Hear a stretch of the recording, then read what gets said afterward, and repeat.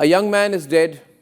His name was Ajit Kumar, 27-year-old, a temple security guard in Sivaganga, Tamil Nadu. He was picked up by the police last Friday, and in a couple of days he was dead. Not in a shootout, not in a hospital bed, but in custody. He had no criminal record, he had no motive, he had no evidence against him. All that there was suspicion. And suspicion is a terrible thing, ladies and gentlemen, when the person who is suspected is a common man. In our country, the rich and powerful are suspected of so much, like Nirav Modi, Lalit Modi, Mehul Choksi. But they get away. Vijay Mallya gives 3-hour interviews, if you can call it that. But when it comes to the common man, they are killed on the basis of suspicion. The suspicion of Ajit was that he had stolen 80 grams of gold. No proof, suspicion. And what was the price of that suspicion? The visual you see there, ladies and gentlemen. He was beaten in custody. What more proof is required? What more time-wasting investigation is required? He was arrested, detained, tortured, and killed on the basis of suspicion. That video was shot by someone, maybe a fellow inmate, who saw him being beaten across repeatedly. And now his aged mother and his elder brother have nothing but questions, tears, and a lifelong sorrow. The post-mortem says it all. There are 18 injury marks on his body. Head, chest, ribs, back, head. Dried blood around the ears. Ajit didn't just die. He was beaten, battered, tortured. And what did the police say? The police said he had a seizure, that he collapsed while trying to escape. Escape? From where? From what? From whom?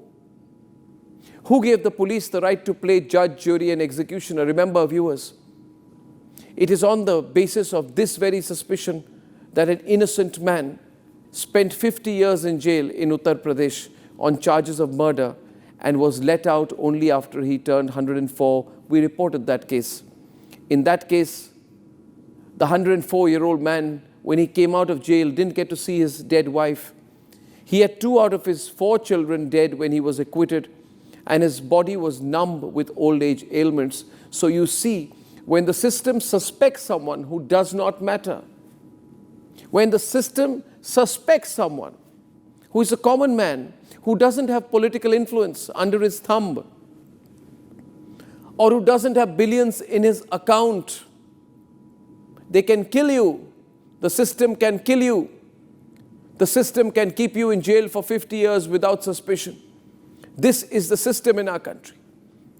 And we are told we are going to be a Viksit Bharat. How will we be a Viksit Bharat? How will we be a developed nation if this is what the common man goes through? Who will protect a common man who is beaten and assaulted? And then they say, have faith in the criminal justice system. There will be justice for Ajit. What justice for Ajit when he's been killed? But when it comes to the powerful, the big money people, the same system bends backwards. So we are a country, we are still waiting today. We have signed some free trade agreement with the United Kingdom, but the United Kingdom is not giving us back Vijay Mallya, Lalit Modi, Nirav Modi. And I wonder sometimes if we are trying hard enough. These are the people who owe millions to the country and its taxpayers. They're enjoying their life abroad. In our country, on the basis of suspicion, one man spends 50 years in jail, comes out at the age of 104, and a 27-year-old gets killed. Nothing has changed in this country, ladies and gentlemen. The system does not go behind the rich and the powerful, even when there is undeniable clinching evidence against them. This is the shameless hypocrisy of the system in India, where the cost of a common man's life is too cheap in the eyes of the ones drunk on power, money, and influence. Now, in the case of the custodial death of Ajit Kumar, I'm told 5 police officers have been arrested. But viewers, will that bring this 27-year-old young man back? Will it restore the faith of millions who are so afraid when they hear cases like this? Just imagine the impact it has on people who are anyway so afraid of walking into a police station.